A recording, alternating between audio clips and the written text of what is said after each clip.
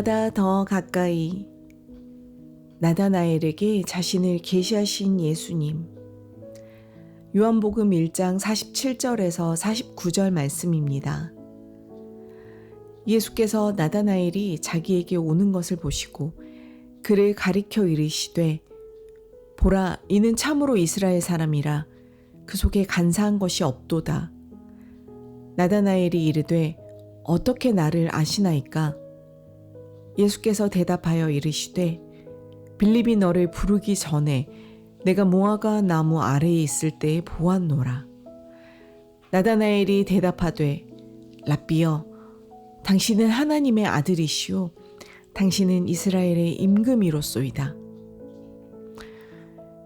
우리는 종교개혁의 핵심 원리인 오직 그리스도에 초점을 맞추어 그리스도의 인격과 사역을 살펴보고 있습니다. 주님이 사람들과 나누셨던 만남의 장면들을 묵상하는 것 역시 주님이 누구시며 어떤 일을 하셨는지 이해하는 데 큰 도움이 됩니다. 이제 R.C. 스프롤 박사의 가르침인 예수님과의 대면을 길잡이 삼아 이 만남들을 하나씩 살펴보겠습니다. 현대 서구 사회의 가장 뼈아픈 현실 중 하나는 사람들이 겪는 깊은 소외감입니다. 기술의 발달로 우리는 과거 어느 때보다 긴밀하게 연결되어 있지만 역설적으로 그 어느 때보다 철저히 단절되어 있습니다. 이웃의 이름조차 모르는 경우가 허다하죠. 우리는 개인과 개인 사이의 정서적 단절뿐 아니라 사회, 직업, 심지어 삶의 목적 자체와도 분리되는 소외를 겪고 있습니다. 성경은 이런 소외감이 왜 존재하는지 명확히 설명해 줍니다. 그 뿌리는 바로 창조주 하나님과의 분리와 단절에 있습니다. 아담 안에서 하나님의 법을 어긴 죄인들은 스스로를 하나님으로부터 숨기고 자신들의 처지를 서로의 탓으로 돌리기 시작했습니다. 인간 사이의 단절은 결국 하나님과의 관계가 회복될 때만 치유될 수 있습니다. 그렇기에 구약 성경 곳곳에서 사람들이 하나님의 임재를 경험할 때마다 터져나오는 기쁨과 환희의 기록들을 발견하는 것은 무척 자연스러운 일입니다. 예를 들어 많은 시편 기자들이 예루살렘 성전으로 올라가 하나님을 예배할 때 느꼈던 아름다움과 기쁨을 찬양했습니다. 광야에서 하나님을 만나 천사들이 오르락내리락 하는 사다리 환상을 보았을 때 야곱이 표현했던 벅찬 기쁨도 떠올려 보십시오. 땅과 하늘을 잇는 이 사다리는 하나님의 임재로 나아가는 유일한 통로였습니다. 예수님은 요한복음 1장 43절에서 51절에 기록된 나다나엘과의 만남에서 이 야곱의 이야기를 인용하십니다.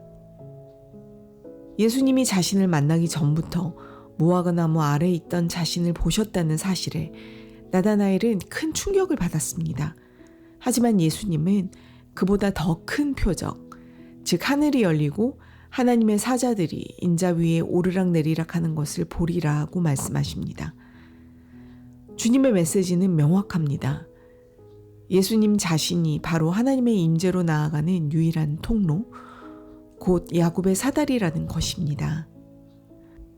예수님만이 하늘로 가는 유일한 길이라는 사실은 오늘날 같은 다원주의적이고 상대주의적인 사회에서는 결코 환영받지 못합니다. 하지만 우리는 예수님만이 우리를 창조주와 화해시킬 수 있다고 담대히 고백합니다. 이는 우리의 주장이 아니라 그리스도의 권위에 근거한 것입니다. 예수님만이 길이요, 진리요, 생명이라는 이 흔들릴 수 없는 사실과 타협해서는 안 됩니다. 그럼 하나님 앞에서 살아가는 나의 삶을 묵상해 봅니다. 인간은 어떻게든 자기 스스로의 공로를 쌓아 영생에 이르고 하늘에 닿아 보려고 애씁니다. 그러나 예수님을 통하지 않고는 하나님께 갈 수 있는 길이 없습니다. 우리의 행위로는 결코 천국에 들어갈 수 없으며 무하마드나 부처, 크리슈나 등 그 어떤 위대한 인물도 우리를 그곳으로 인도하지 못합니다. 다른 사람들에게 예수님만이 하나님께 이르는 유일한 길임을 전하지 않는다면 우리는 그들을 진정으로 사랑하고 있는 것이 아닙니다. 더 깊은 묵상을 위해 다음 성경을 찾아서 읽어보십시오. 레위기 16장, 에스겔 43장 1절에서 9절, 마가복음 15장 33절에서 39절, 히브리서 10장 19절에서 22절 말씀입니다. 오늘 말씀을 정리하며 질문해 봅니다. 첫 번째, 현대사회에 발달된 기술 속에서도 지울 수 없는 마음의 소외감을 경험한 적이 있나요?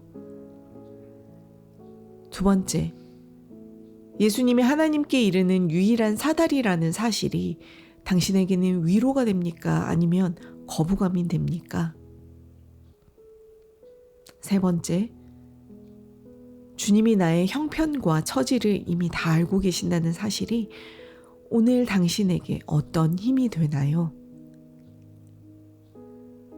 그럼 함께 기도합시다.